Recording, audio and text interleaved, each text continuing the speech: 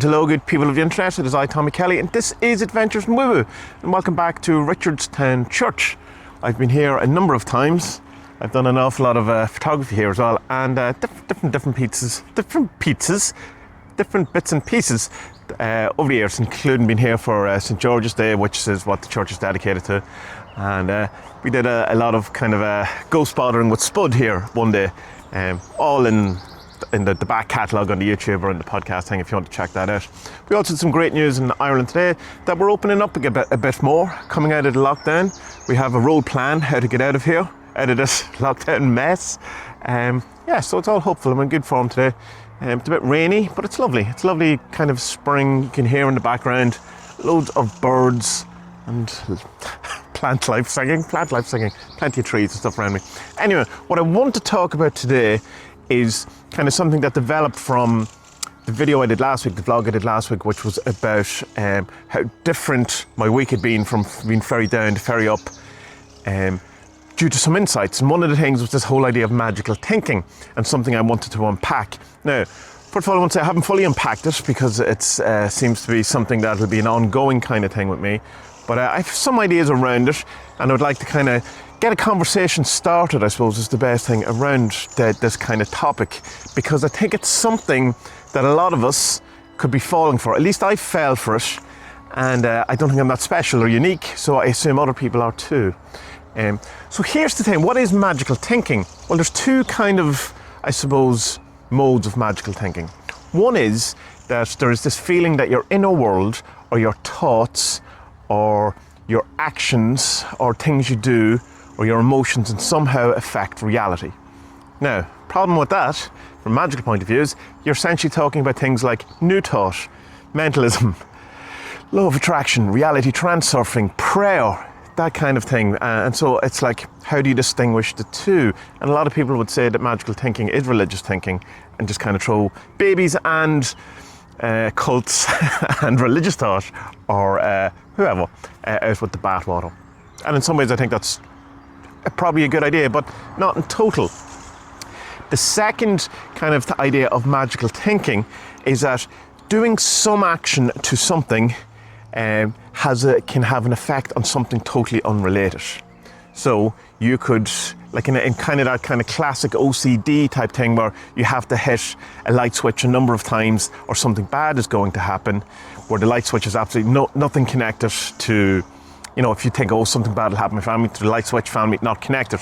It's kind of an item, physical item connected to an idea or whatever. The problem, again, from a magical point of view, is that's a definition of sympathetic magic, in that you affect one item in order to affect a different item. The sigil being a case where you make this totemic glyph, or the sigil, this magic idea, in order to affect a change. Or say things like hoodoo, where you have certain correspondences that are meant to in some way relate. Like you do something to, let me see, I don't know, you do the pleasure jar, the sweet jar, where you try and sweeten someone up by putting all these kind of sweet stuff mangled in with something that's connected to them. So there is a kind of a fetish thing or something. There is a kind of a connection more than, in the magic kind of thought than there necessarily is just in the strict magical thinking sense of it. But it's still very, very similar in that you are doing something to an item in order to engage a change in something else. And that's seen as magical thinking. If you ever look at Alan Chapman's definition of how to do magic, that 5-step thing, the meme, and it's in Advanced Magic for Beginners, that's pretty much sympathetic magic. It's a kind of a do this, decide that it's true, and have, get results. But the downside of that is, of course, is that we get into superstitious thinking, and that's, I think, kind of where our problem is going to start with magical thinking, as opposed to a magical approach, is the idea of superstition, in that if you walk on a crack, something bad will happen. If you walk under a ladder, something bad will happen. And then initially I assume walking under a ladder was seen as bad luck because it was dangerous. Something could fall on you. The ladder could fall, the person on the ladder could fall and top you. There's some kind of element of danger involved. But the danger is in the immediate sense of while you're walking under the ladder. And then we kind of stretch that out, or move that out into the danger could happen at any point after it. That it's not the danger of going under a ladder that we have to be wary of, is that you've now made something, brought some bad luck into your life by doing this taboo action, stepping on a crack, walking under a ladder, breaking a mirror, spilling salt, any number of things that we have around this kind of superstition things. Magpies are a big thing in Ireland. I don't know if that goes around. If you see one magpie, it's fine. Two magpies, so one magpie is not fine. Two, or something about magpies. Three's a girl, four's a boy. Yeah, well, so it's one for sorrow, two for joy. So if you see a single magpie on its own, something bad is going to happen. Initially, again, that probably came out of the fact that magpies mate for life. So if you see a magpie on their own, the chances are that their lifelong partner is either dead or has run away. So there's a sadness in that. So the two is seen as, oh, things are imbalanced, things as they should be. But then to kind of put that on an idea that that's somehow going to affect your life, I think we're into problems where in this kind of magical thinking in the cognitive sense of it, in the psychology sense. There is a thing that happened to me where this became very noticeable, and how I had given into, I suppose, into a superstitious magical thinking. And it was around the notion of that if I express, or if I somehow even acknowledge to myself on my inner world something good or being happy, that it's immediately taken away from me. I can give you a million examples of this, but it's irrelevant because it's not true. Well, I mean, it's true that I had the feeling of it, and it's true that I was scared of it happening, and it's true that it kind of played out. But the actual thought isn't true because it's born out of experiences that I've had in my childhood, and it's born out of fear, out of different kind of, I suppose, trauma, and then drawing false conclusions out of it.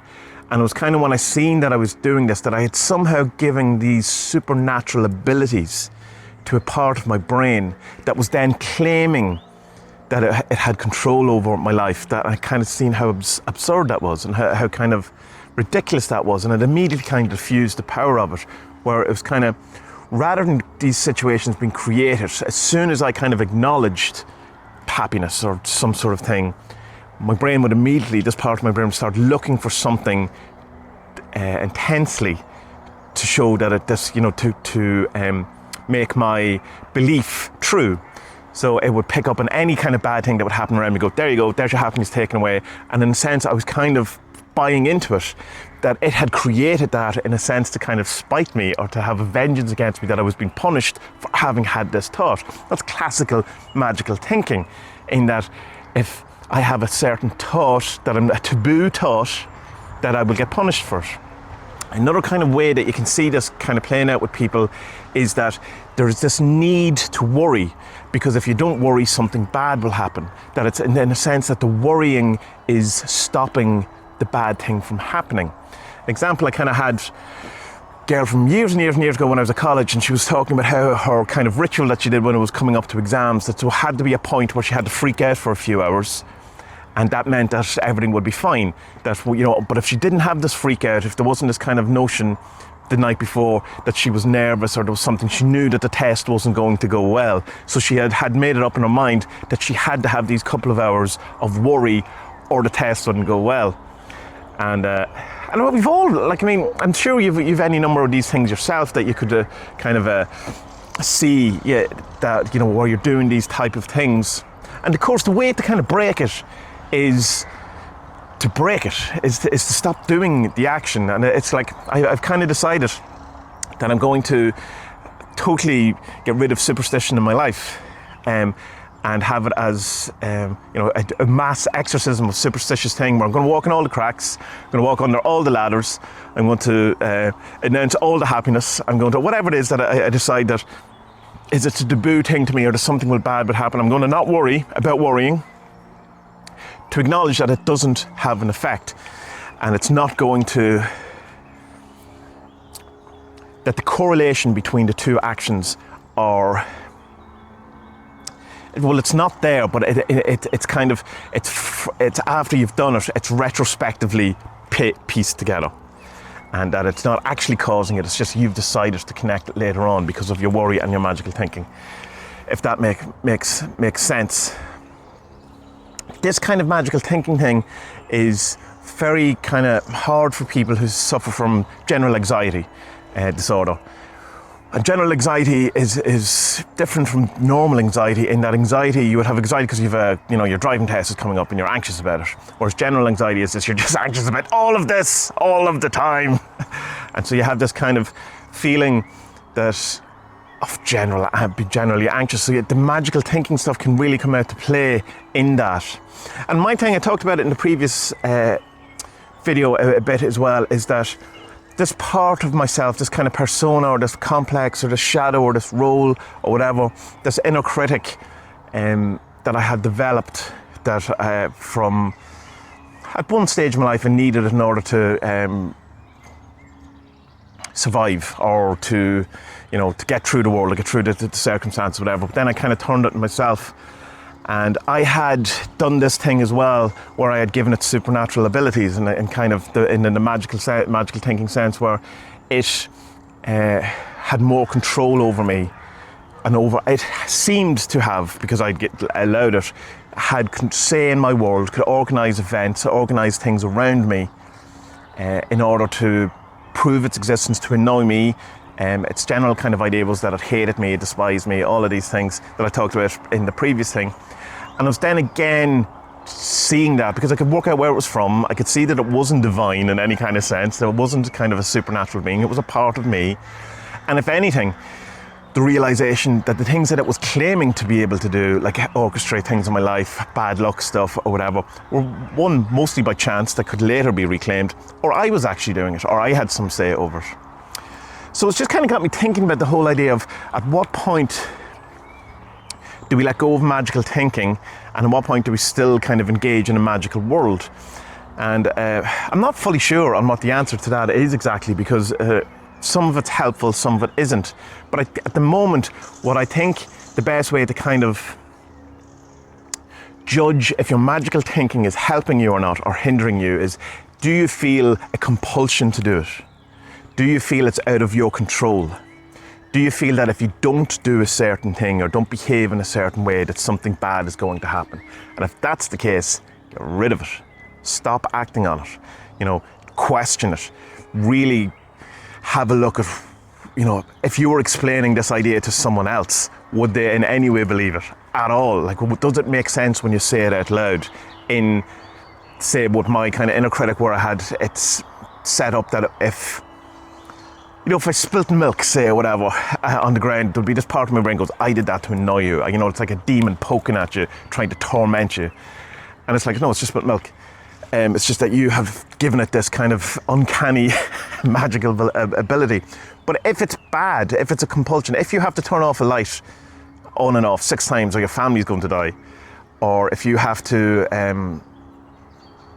don't know, any of these kind of mad stuff that we kind of have about these things, because something bad is, that we have to do these actions because something bad, that you can't express happiness because something bad is going to happen, that you can't do them, that I think is the negative side of magical thinking, because the positive side of it, having a positive outlook, changing your mind, being more optimistic, having less fear, being more open, all of these things, being a bit more compassionate, being radically compassionate, radically loving to yourself, to the people around you, all of these things do have a massive influence on the world around us in a magical thinking sense, in that when I think more positively, more optimistic, when I'm not feeling that the world is out to get me, where I don't feel that there's, that the world is somehow vindictive towards me and trying to hurt me, when I feel that it's, if nothing else, neutral, or if I feel that it's really positive towards me, my life is much more positive.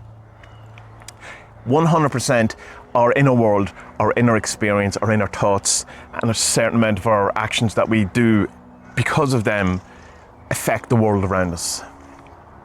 They affect how we see the world, how we interact with the world, how we experience the world, how we enjoy the world. Whether or not it physically changes anything in the world is up for debate. Sometimes it certainly feels like it does. It certainly feels like that if you do a sigil, or you do have some sort of wish or something, that it seems through synchronistic events to materialize. Not all the time, and never enough to give the game away fully, but enough that I'm not convinced that it's not a thing. And acting as if it's true, it's a wonderful experience, because it makes my life a bit more magical in the kind of the good sense, not the bad sense, not in the negative kind of a sense. So we can definitely see that having some magical thinking, positive magical thinking. Like think of, I suppose, positive thinking as opposed to law of attraction stuff, where it's like the law of attraction is new car, where you're kind of riding on the emotion, and if it doesn't happen, you are, you get the opposite emotion of what you want. You get, failure, you get hurt, you get all the things. But if you just have a kind of general, kind of more compassionate view for yourself, the world, people around you, it certainly changes the world around you.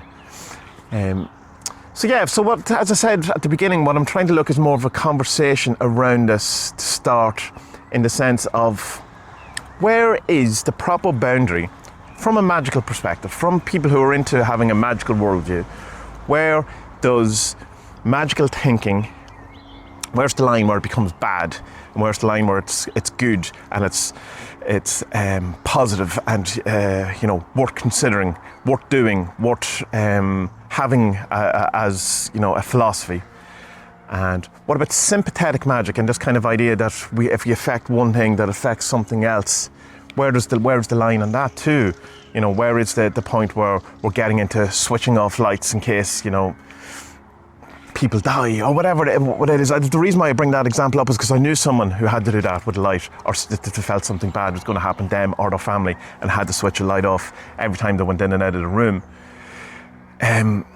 So it's just an interesting kind of thing that I'm trying to mull over, get my head round, where is the bit. And I think for me at the minute is, if it's a compulsion, if I feel I have no say in it or no control over it, and that if I don't do an action, something bad is going to happen. I think that's definitely where you've stepped into the line of the bad magical thinking. But maybe all of it's, you shouldn't do any of it. Maybe even the positive stuff is a bad idea, because it allows then for the other stuff, and it still allows for superstition, it still allows for all of this kind of, from say a more rational materialist point of view, is all kind of rubbish. Like you shouldn't have any of this kind of non-materialist woo-woo ideas. But I don't know. So I'll throw that to you. Leave something in the comment section if you have an idea around this, or in Discord and Facebook, or I'm on all the places, and get a conversation going, because it's something I want to unpack a bit further, and I want to know other people's ideas on it and how it's affected you. In the meantime, what I would suggest is, if you find yourself doing superstitious things, or that you're in some way suddenly aware of having these magical thinking ideas or processes or what you're doing, to just don't do them and see what happens. Not if it's causing massive anxiety and it's something, take it, do the small ones first, but at least challenge the idea. And that if I told this idea to someone else, would I believe, if someone told this idea to me, would I actually believe it? And stuff like that. And just try and work it out, because it's been immensely helpful for me to become less magically thinking in the bad way, I suppose, and to have less kind of a superstition. It feels like more control. Not that necessarily have more control, that things outside me have less control than they did. That's probably a way to do it. That there's that the negative, spiteful, vengeful, vindictive universe doesn't seem to exist quite in the way that it did before I realised that's what I was allowed to claim to all of these things. Anyway, talking in circles at this point. So, good people of the internet, what's your thoughts on magical thinking versus magical process? And let me know. And may our best days be ahead, genuinely. May, as we're coming out of all this lockdown stuff and we're going back into the world, let's take the kind of ideas that we all seem to have at the beginning of the lockdown, that we might have an opportunity to go into something greater and a better world. Let's hold that in our hearts and move forward in that way. And may our best days be ahead, and be extremely well.